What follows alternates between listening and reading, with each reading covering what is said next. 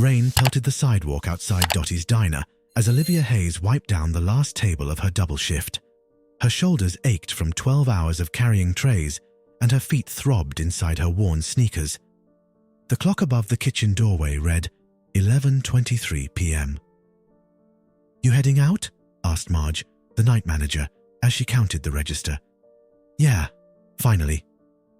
Olivia untied her apron and hung it on the hook by the staff room. "My Uber should be here any minute." "Get some rest, honey. You're back at 6 tomorrow, right?"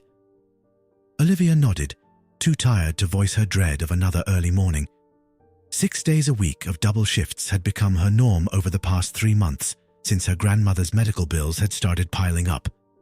She grabbed her backpack and phone, checking the Uber app as she pushed through the diner's front door. The app showed her driver was 2 minutes away in a black sedan. Perfect timing. The rain had intensified, coming down in heavy sheets that instantly soaked through her thin jacket. Olivia huddled under the small awning, scanning the street for her ride. When a sleek black car pulled up to the curb, she dashed through the downpour and yanked open the back door, collapsing onto the leather seat. "Thank you so much," she breathed, shaking raindrops from her hair. "This weather is insane tonight." The driver, a middle-aged man in a dark suit, glanced at her in the rearview mirror, but said nothing.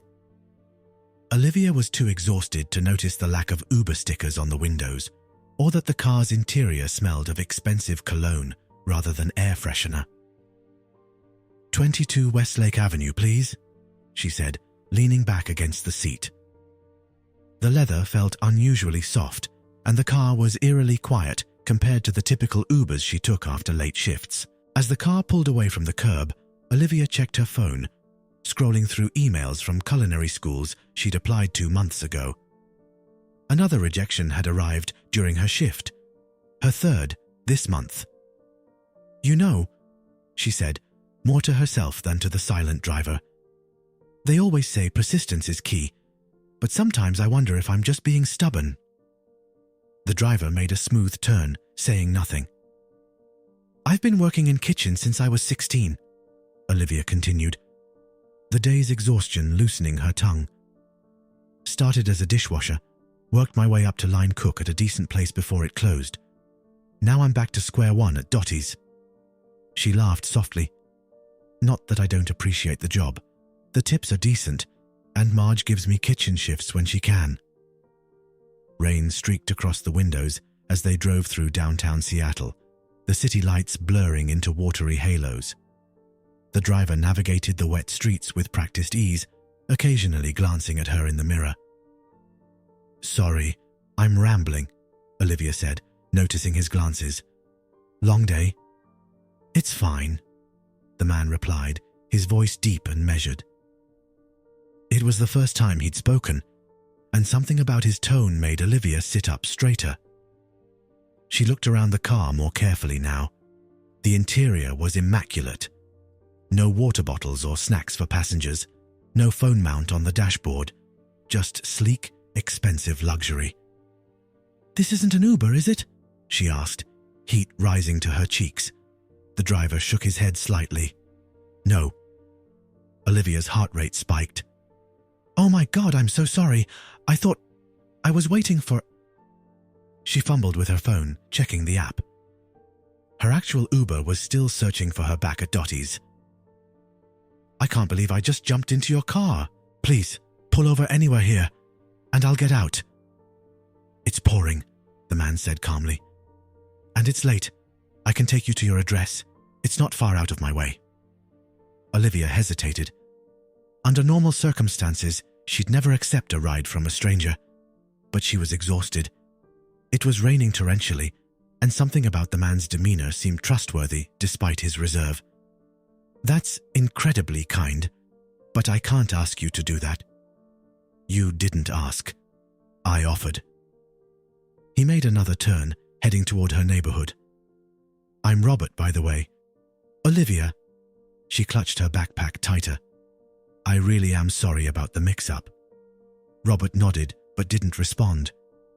In the silence that followed, Olivia noticed his expensive watch and the tailored cut of his suit.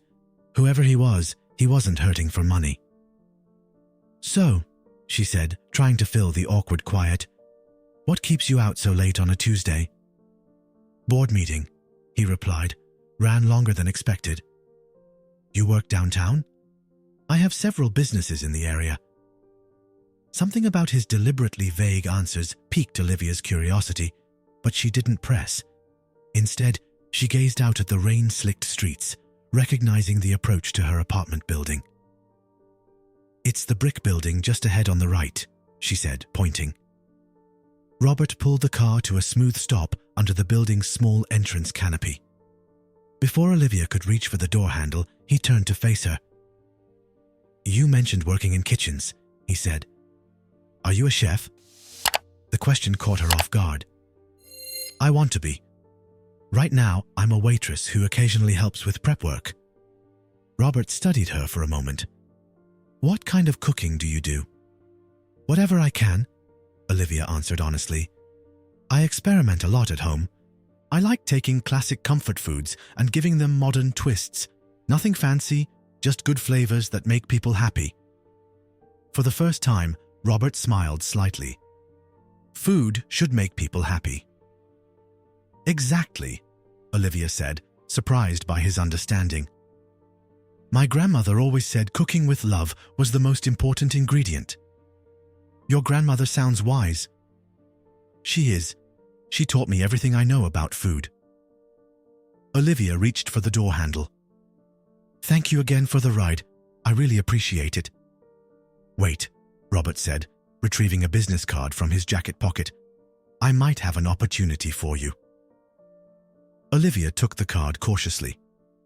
In the dim light of the car, she could make out the embossed logo of Sterling Restaurant Group, and underneath, Robert Sterling, Chief Executive Officer. Her breath caught.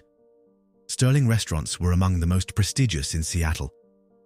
Even getting a dishwashing job at one would be a coup for someone with her limited professional experience.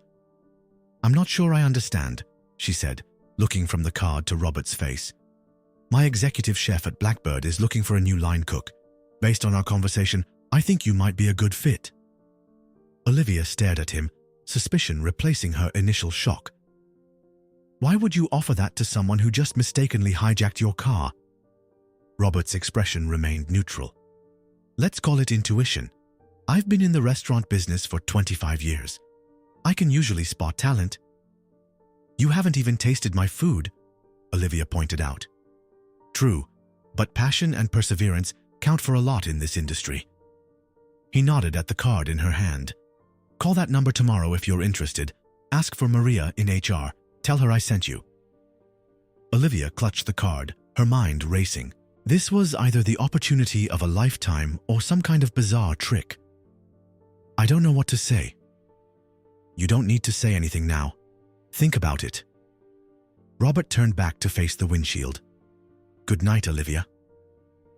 Taking the hint, she opened the door and stepped out under the shelter of the canopy.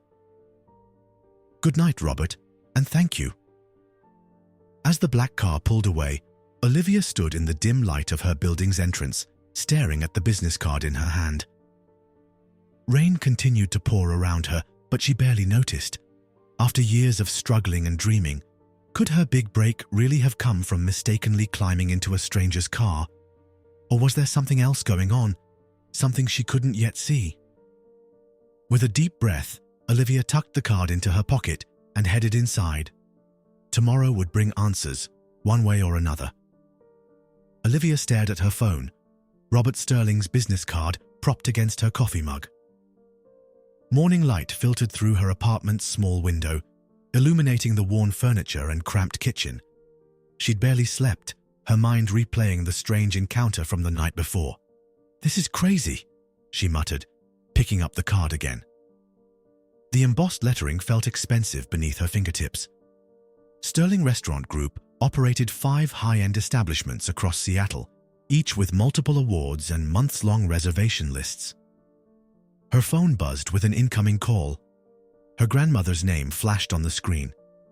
"Morning, Grandma," Olivia answered, trying to sound more awake than she felt. "You sound tired, sweetheart." "Late shift again?" "Yeah, didn't get home until midnight." Olivia didn't mention her strange encounter.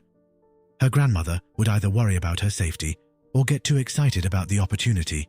Neither reaction would help her make a clear decision. "I'm just calling to remind you, I have that doctor's appointment today.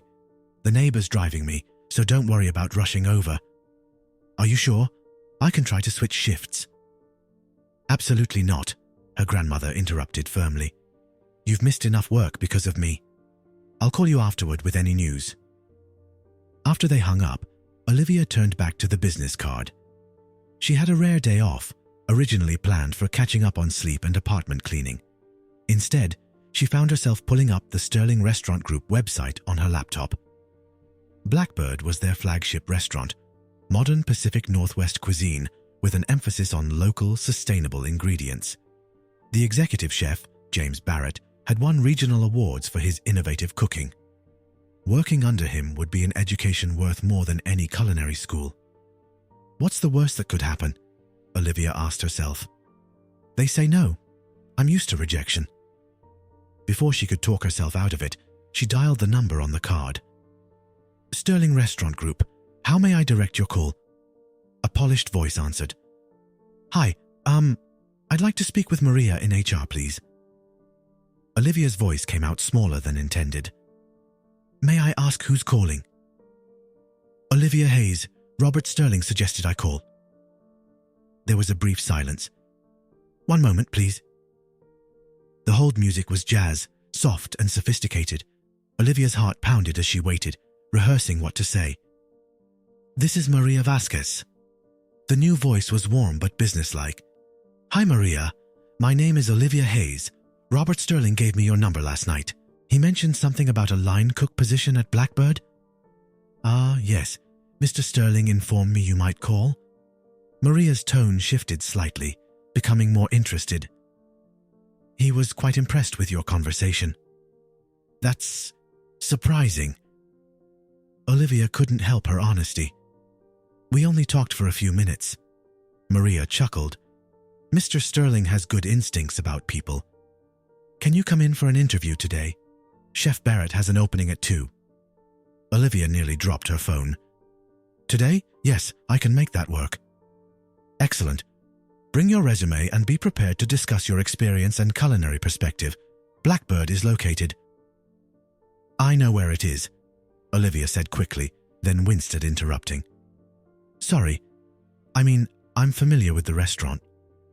"Of course. We'll see you at 2 then. Ask for me at the front." After hanging up, Olivia sat frozen for several seconds before launching into action. Her resume needed updating. She needed an outfit that looked professional but practical. And she needed to calm the tornado of nerves whirling in her stomach. By 1:30, she was standing outside Blackbird, wearing her only nice black pants and a crisp white button-down shirt borrowed from her former roommate. Her resume, highlighting her limited but varied kitchen experience, was tucked into a folder in her bag. The restaurant's exterior was understated elegance. Dark wood and glass, with a small, discreet sign featuring the restaurant's namesake bird in flight. Through the windows, Olivia could see the dining room being prepped for evening service. White tablecloths, gleaming silverware, and delicate glassware created a canvas for the food that would later appear. Taking a deep breath, she pushed open the door and stepped inside. "We're not open until 5, said a host stationed at the front desk. "I have an interview with Chef Barrett at 2. Maria from HR is expecting me." The host's expression changed subtly. "You must be Olivia. I'll let Maria know you're here." As she waited, Olivia observed the restaurant staff moving efficiently around the dining room. Their movements reminded her of a choreographed dance, practiced, precise, and purposeful. Everyone seemed to know exactly what they were doing and where they belonged. "Olivia?" A woman in her 40s with a sharp bob and keen eyes approached, hand extended.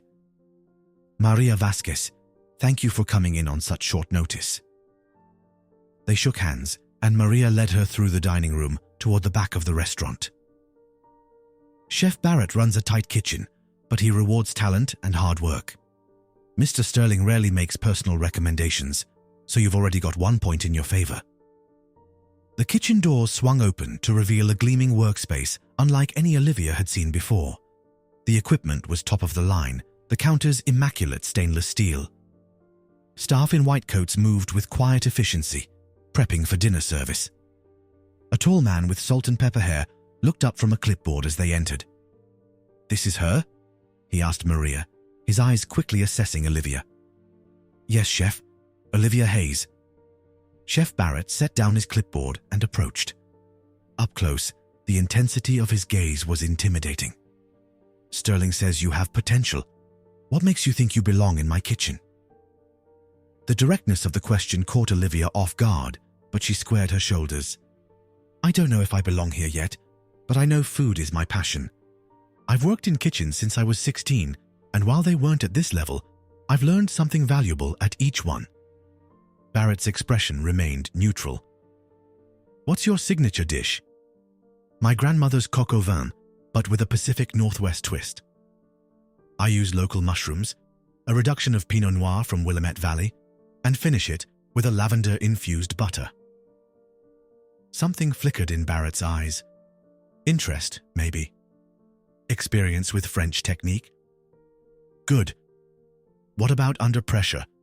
How do you handle it when everything's going wrong during service? "I focus on solving one problem at a time," Olivia answered honestly. "At my last cooking job, we lost power during a full dinner service. We finished cooking everything on the gas burners and served by candlelight. The customers thought it was charming." Barrett almost smiled. Adaptability. Also good. He turned to another chef nearby. "David, take Miss Hayes to Station 3. Let's see what she can do with the halibut we got in this morning." Olivia's heart jumped to her throat. A cooking test. Now. David, a sous chef with tattoo sleeves visible beneath his rolled-up whites, led her to a workstation. "Chef wants to see how you handle our daily fish delivery," he explained, gesturing to a beautiful piece of halibut. "Pantry and herbs are there. Equipment is self-explanatory. You have 20 minutes." As David walked away, Olivia took a deep breath and surveyed the ingredients available. The halibut was pristine, clearly fresh caught. The pantry contained everything from basic staples to exotic spices and oils. She quickly formulated a plan: pan-seared halibut with a citrus beurre blanc, accompanied by spring vegetables. Simple but elegant, letting the quality of the fish speak for itself. As she worked, Olivia felt surprisingly calm. The kitchen's rhythm was familiar, even if the setting was not. She focused on temperature control, presentation, and above all, respecting the beautiful ingredient she'd been given. When Barrett returned precisely 20 minutes later, Olivia had plated her creation. The fish was perfectly seared, nestled beside bright vegetables and drizzled with the silky sauce. Barrett examined the plate in silence, then took a small bite. His face revealed nothing as he chewed thoughtfully. "The seasoning is perfect," he said finally. "The cooking is precise. The sauce?" He paused. "The sauce shows restraint and understanding." Relief flooded through Olivia. "But," Barrett continued, setting down his fork, "this is exactly the kind of dish I'd expect from someone playing it safe. There's nothing here that tells me who you are as a chef." Olivia's momentary confidence faltered. I wanted to showcase the fish." "And you did," Barrett agreed. "Technically, it's very good, but I need to know if you have ideas, creativity, a voice." Before Olivia could respond, the kitchen doors swung open and Robert Sterling walked in. The kitchen staff straightened almost imperceptibly at his presence. "How's our prospect doing, James?" Robert asked, nodding briefly at Olivia. "Technically sound," Barrett replied, "but I'm not convinced yet." Robert approached Olivia's station, examining the remains of her dish. "What would you have done differently if you weren't trying to impress us?" The question hung in the air between them. Olivia glanced from Robert to Chef Barrett, then back to her plate. "I would have used the halibut collar instead of the fillet," she said finally. "It's often discarded, but it has the most flavor. I would have made a quick bourbon maple glaze with local honey and served it with pickled ramps and crispy skin. Robert's eyes lit up, and even Barrett looked intrigued. Zero waste cooking with bold flavors, Robert nodded.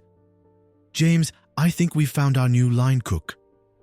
Barrett frowned slightly. Mr. Sterling, with all due respect, I need to be sure anyone joining my kitchen can handle the pressure and maintain our standards. Of course, Robert agreed. That's why Olivia will start tomorrow on a 2-week trial basis. If she meets your expectations, the position becomes permanent. Olivia stared at them both, hardly daring to believe what she was hearing. Is that acceptable, James? Robert asked, his tone making it clear it wasn't really a question. Barrett nodded once, curtly. Tomorrow, 10 a.m. sharp. Don't be late, he told Olivia before walking away. As the kitchen returned to its preparations, Robert turned to Olivia. Congratulations, you've got your foot in the door. What happens next is up to you. Looking around at the pristine kitchen, her new workplace, Olivia felt equal parts elation and terror. Thank you for this chance. I won't waste it. Robert studied her for a moment. I think there's more to you than meets the eye, Olivia Hayes. I look forward to finding out what it is. As he left, Olivia remained at the station, still processing the sudden turn her life had taken. In 24 hours, she'd gone from serving pancakes at Dottie's to landing a trial position at one of Seattle's premier restaurants. The opportunity was real. Now she just had to prove she deserved it. Olivia arrived at Blackbird at 9:30 a.m., her knife roll tucked under her arm. Sleep had eluded her the previous night, her mind racing between excitement and panic about her first day. The restaurant was quiet as she slipped through the front door, the dining room shrouded in morning stillness. You're early, said a voice from the bar area. Olivia turned to see David, the tattooed sous chef from yesterday, organizing bottles. I didn't want to risk being late, she replied. David nodded approvingly. Smart. Chef Barrett fired the last line cook for clocking in 3 minutes late, twice. He gestured toward the kitchen. Come on, I'll show you where to stash your stuff. The kitchen looked different in the morning light. Less intimidating, but no less impressive. A few prep cooks were already at work, chopping vegetables and breaking down whole fish with practiced precision. Locker rooms through there. David pointed to a door at the back. You can change and store your things. We provide coats, but you'll need your own knives and shoes. After changing into the crisp white coat with the Blackbird logo, Olivia returned to find Chef Barrett reviewing orders with his team. He barely acknowledged her presence with a slight nod. Hayes, you're with Malcolm on garde-manger to start, Barrett instructed. I want to see how you handle the cold station before moving you up. Garde-manger was typically an entry-level position handling salads, cold appetizers, and plating desserts. Olivia had hoped to start on the hotline, but she knew better than to object. Malcolm turned out to be a lanky man in his 30s with a permanent frown etched between his brows. Ever worked garde-manger before? He asked as Olivia approached his station. At Salvatore's for about 6 months, she replied, naming a respectable Italian restaurant that had closed the previous year. This isn't Salvatore's, Malcolm said flatly. We plate with tweezers here, not spoons. Every microgreen has a purpose. Every drop of vinaigrette is intentional. He handed her a thick binder. These are the recipes and plating guides. Memorize them. The morning passed in a blur as Olivia absorbed the intricacies of Blackbird's cold preparations. The precision required was daunting. Salads that looked like works of art, appetizers with components that had to be placed just so. Malcolm wasn't cruel, but he was exacting, sending back her practice plates multiple times until they matched the reference photos exactly. By noon, the rest of the kitchen staff had arrived, and the energy shifted as they prepared for lunch service. Olivia stood at her station, reviewing the menu one more time before the first tickets came in. Nervous? Asked a friendly voice. A young woman with a short pixie cut was arranging dessert components at the station beside her. Terrified, Olivia admitted. I'm Sophie, pastry assistant. She offered a smile. Don't worry too much. First day is always rough, but it gets better, usually. The printer chirped, and the first ticket of the day emerged. Chef Barrett called it out. 2 covers, table 7, 1 tuna crudo, 1 beet salad. And the kitchen snapped into action. Olivia moved to prepare the beet salad, carefully arranging the components according to the guide. Malcolm watched over her shoulder, making small adjustments to her plating. Too much vinaigrette, he murmured. And the microgreens should form a crescent, not a pile. She adjusted quickly, learning from each correction. As lunch service progressed, the tickets came faster and the pressure mounted. Olivia fell into a rhythm, her hands working almost independently from her conscious mind. It reminded her of busy nights at Dottie's, but with the intensity dialed up to 11. Order fire! Table 12! Barrett called out. 2 crudo, 1 beet, 1 hamachi special. Yes, chef, Olivia responded automatically, starting on the beet salad. Malcolm took over the crudo while signaling to Olivia. You take the hamachi special too. Let's see what you've got. The hamachi special was more complex than the standard menu items. Yellowtail sashimi with yuzu gelée, pickled radish, and a black garlic emulsion. Olivia had studied the recipe but hadn't practiced it yet. She worked methodically, aware of Barrett's eyes on her as she sliced the fish with practiced strokes. The first piece wasn't perfect, and she set it aside rather than use it. The second cut was clean, translucent, with just the right thickness. As she assembled the plate, Malcolm leaned over. Use the smaller radish slices, he whispered, and more negative space on the right side. Olivia nodded gratefully, making the adjustments.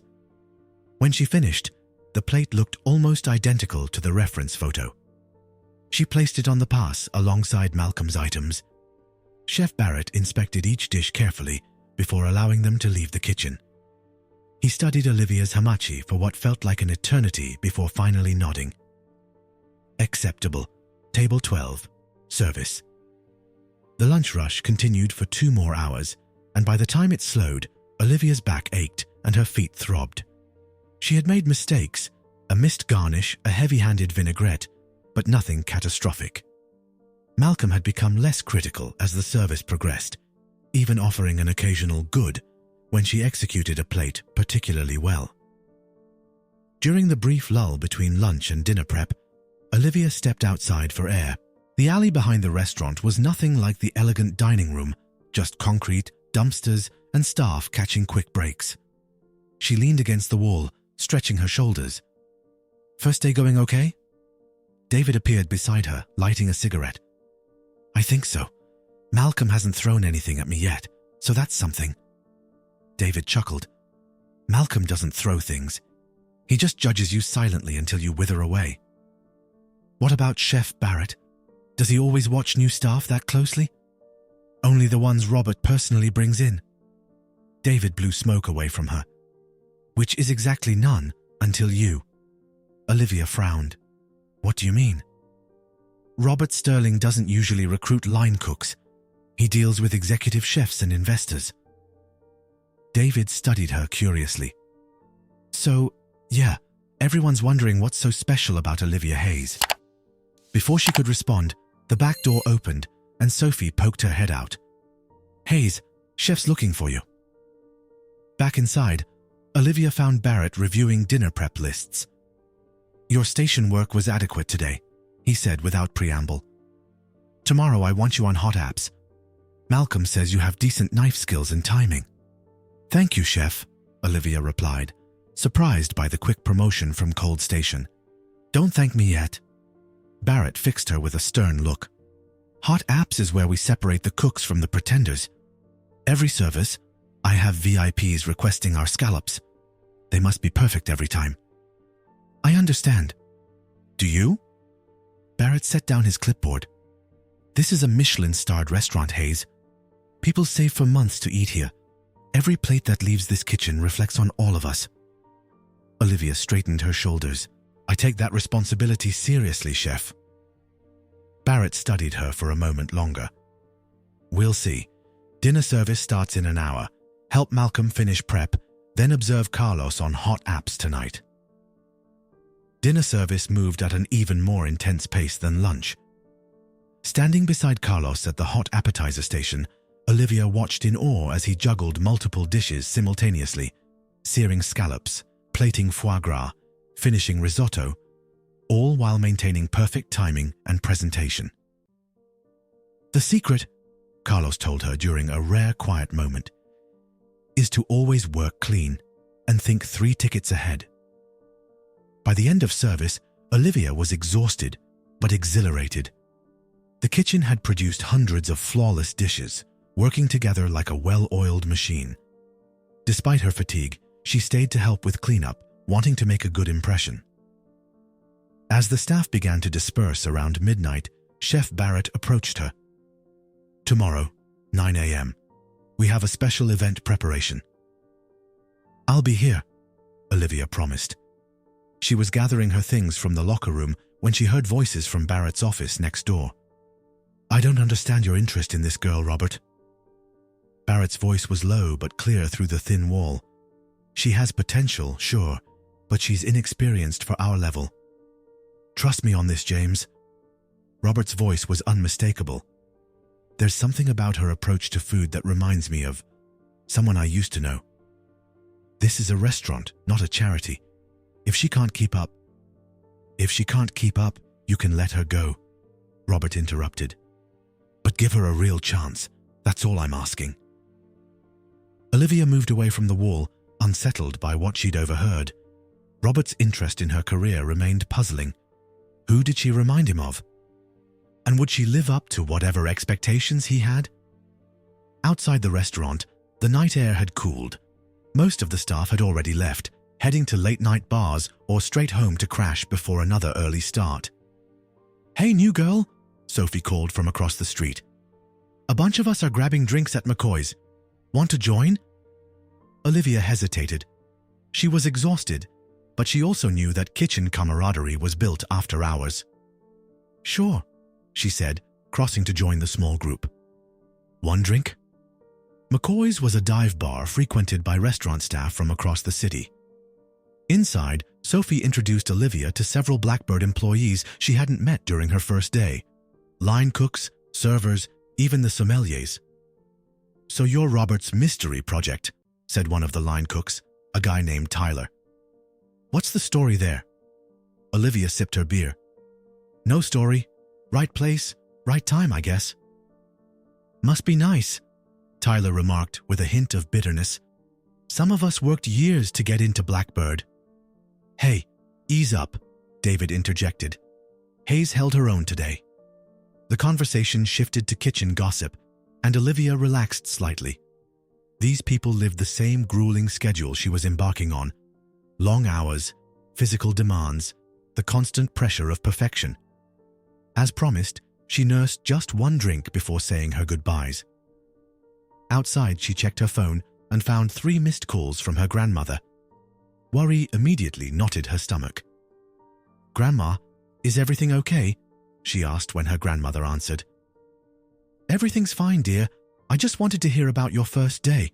How was it?" Relief washed over Olivia. "It was intense. Good, but intense." "I knew you could do it," her grandmother said, pride evident in her voice. "You always had the talent. You just needed someone to see it." As Olivia walked to the bus stop, her grandmother's words echoed in her mind. Someone to see it. Robert Sterling had seen something in her during their brief encounter that had led to this opportunity. But why? And what would happen when he discovered she was just an ordinary cook with ordinary talent? Tomorrow would bring new challenges, hot appetizers, more complex techniques, higher stakes. But for tonight, Olivia allowed herself to feel a small measure of accomplishment. She had survived her first day at Blackbird. It wasn't much, but it was a start. 2 weeks into her trial period at Blackbird, Olivia arrived at the restaurant to find an unfamiliar buzz of activity. Staff members moved with heightened urgency, and extra flowers were being arranged in the dining room. "What's going on?" she asked Sophie, who was meticulously piping tiny meringues for a dessert special. "James Beard Foundation dinner tonight," Sophie replied without looking up. 20 influential food critics and industry bigwigs. Chef Barrett's been planning the menu for months. Olivia's stomach tightened.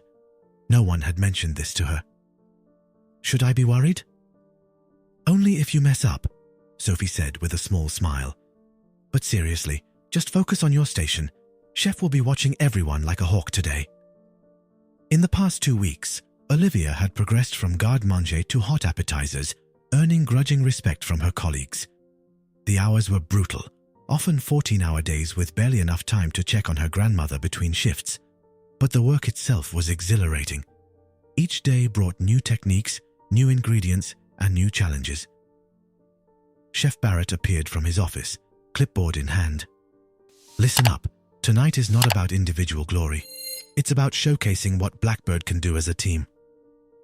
His eyes swept across the kitchen staff. "We're serving a 7-course tasting menu. No substitutions, no special requests. Every plate must be identical and perfect." He began assigning responsibilities, and Olivia held her breath, expecting to be relegated to the simplest tasks. Instead, Barrett surprised her. "Hayes, you're on the 3rd course. Seared scallops with spring pea puree and pancetta crisp.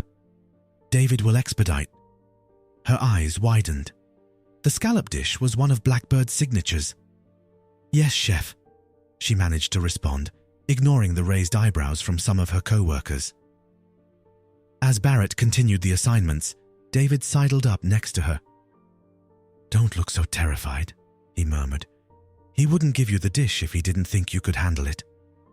"Or he's setting me up to fail," Olivia whispered back. David shook his head. "Barrett's tough, but he's fair. He wants everyone to succeed tonight." The morning passed in a blur of preparation. Olivia meticulously cleaned 25 perfect scallops, prepared the pea puree, and sliced pancetta for crisping. Each component required absolute precision. The puree silky smooth with just the right consistency, the pancetta sliced paper-thin for even cooking. By afternoon, the staff paused for a quick family meal before service. Olivia picked at her food, too nervous to eat much. "You should eat," said a familiar voice. Robert Sterling had appeared in the doorway of the break room. "Tonight will test your endurance." Conversation around the table quieted as Robert entered. He rarely appeared before service, typically arriving during dinner to greet VIP guests.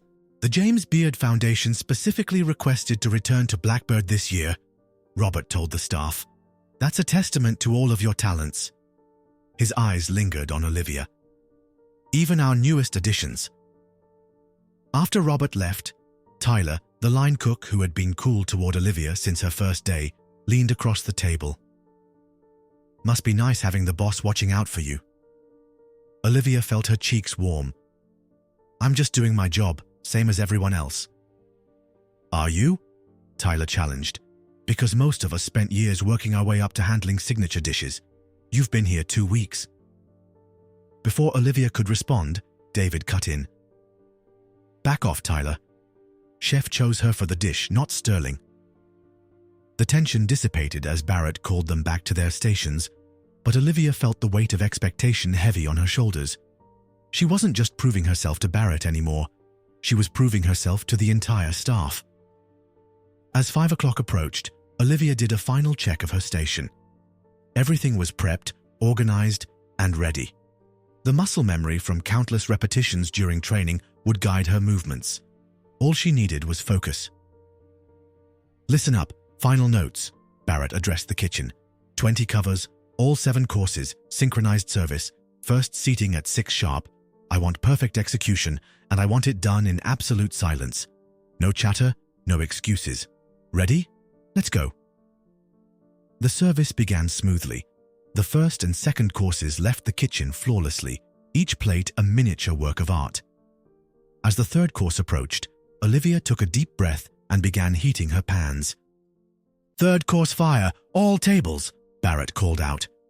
20 scallops hit hot pans simultaneously across Olivia's station, the satisfying sizzle filling the air. Timing was crucial. Too long, and they'd be rubbery. Too short, and they'd be raw in the center. David appeared at her side, inspecting each scallop as Olivia removed it from the pan. "Good sear," he murmured. "Start plating." With practiced movements, Olivia laid down the pea puree, positioned the scallops, and added the pancetta crisps. Small dots of aged balsamic reduction and delicate pea shoots completed each plate. "Third course, check," David called. Barrett inspected each plate, his expression unreadable. After what felt like an eternity, he nodded. "Service." As the plates left the kitchen, Olivia exhaled slowly. She had gotten through her course without disaster. The relief was short-lived, however, as she immediately needed to help with the fourth course. The kitchen moved like a perfectly choreographed dance, each cook anticipating the other's movements, passing ingredients and tools without a word. Despite the pressure, Olivia found herself enjoying the rhythm of it all. Near the end of service, a commotion at the pass caught everyone's attention. A server had returned with a plate, Olivia's scallop dish. "What's the problem?" Barrett demanded. "Table 12 says the scallop is undercooked," the server replied quietly. Barrett examined the partially eaten scallop, then looked up, his gaze finding Olivia.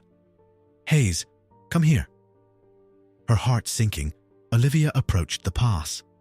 The scallop did appear slightly translucent in the center. Not raw, but not fully cooked to some diners' preferences. "Explain," Barrett said simply. Olivia swallowed hard. "The scallop is cooked to medium, chef. That's how we've been preparing them in training." "And if the guest prefers it cooked through?" "Then I should have cooked it through for them," she answered, expecting a reprimand. Instead, Barrett turned to the server. "Inform table 12 that our scallops are served medium to preserve their natural sweetness and texture. If they would prefer it cooked further, we're happy to accommodate." He looked back at Olivia. "Prepare a replacement. Cook it 30 seconds longer." "Yes, chef." As she returned to her station, David gave her a subtle thumbs up. She had defended her cooking without being defensive, and Barrett had backed her judgment. The rest of the service proceeded without incident, and by 11 o'clock, the final dessert course had been served. The kitchen began the meticulous cleanup process while Barrett went to speak with the dining room guests. As Olivia wiped down her station, Robert appeared in the kitchen. He stopped at each section, thanking the staff personally for their work. When he reached Olivia, he paused longer. "I heard about the scallop situation. Well handled." "Thank you, Mr. Sterling." "Robert, please." He studied her for a moment. "James tells me your trial period is officially over. He's offering you a permanent position." Olivia nearly dropped her towel. "He is?" Robert smiled. "Don't act so surprised. You've earned it." The news should have filled her with pure joy, but the question that had been nagging at her for 2 weeks finally spilled out. "Why did you really give me this opportunity? It wasn't just because of a conversation in your car." Robert's expression turned contemplative. "Let's talk in my office." She followed him through the dining room, now empty except for staff clearing tables, to a small but elegant office near the front of the restaurant. Inside, Robert gestured for her to sit. "You're right," he said, leaning against his desk. "It wasn't just about our conversation, though I was impressed by your passion." "Then what was it about?" Robert opened a drawer and removed an old photograph. He handed it to Olivia. The image showed a much younger Robert standing beside an elderly woman in front of a small bakery. The sign read, "Hayes Family Bakery." Olivia stared at the photo, recognition dawning. "That's my grandmother's bakery. She sold it when I was a child." "Before it was your grandmother's, it was your great-grandmother's," Robert said quietly. "Margaret Hayes gave me my first job when I was 16. She taught me about food, about business, about life." "You knew my great-grandmother." Olivia could barely process what she was hearing. Robert nodded. When I was trying to open my first restaurant, no bank would give me a loan. Margaret did. She believed in me when no one else would. His voice grew softer. I paid her back eventually, but I never got to thank her properly. She sold the bakery and moved away before I could. So, when I got into your car and you heard my name, I wasn't sure at first, Robert admitted. Hayes is a common name, but then you mentioned your grandmother's cooking philosophy, that love is the most important ingredient. That was Margaret's saying. Olivia sat back, stunned. You gave me this job because of my great-grandmother. I gave you an interview because of that connection, Robert corrected. You earned the job on your own merit. James doesn't hire people as favors to me. He's far too stubborn for that. A knock at the door interrupted them. Chef Barrett entered, still in his whites, looking tired but satisfied. Excellent service tonight, James, Robert said. Barrett nodded, then turned to Olivia. Did he tell you? About the permanent position? Yes. Thank you, Chef. Don't thank me yet, Barrett warned, though his tone lacked its usual edge. Starting tomorrow, you're on dinner service 6 nights a week. 5 to midnight, I'm putting you on fish station. Another promotion. Fish station was one of the most challenging positions in the kitchen hierarchy.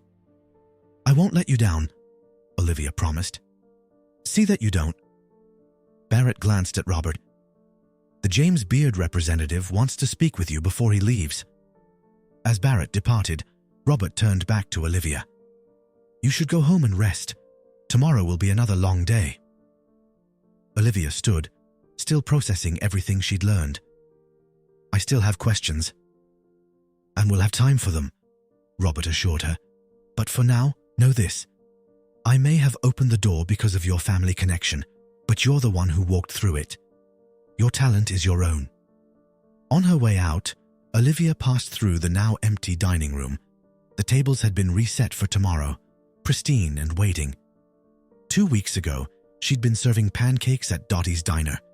Now she was a line cook at one of Seattle's most prestigious restaurants. Her phone buzzed with a text from her grandmother. How was the big night? Olivia smiled as she typed her reply. It was amazing, and I have quite a story to tell you tomorrow.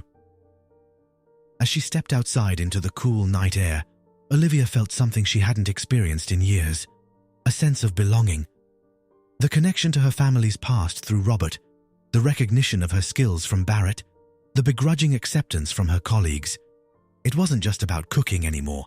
It was about finding her place in a world where she'd always felt like an outsider. Tomorrow would bring new challenges, new dishes to master, new skills to learn. But tonight at least, Olivia Hayes could say with confidence that she was exactly where she was meant to be.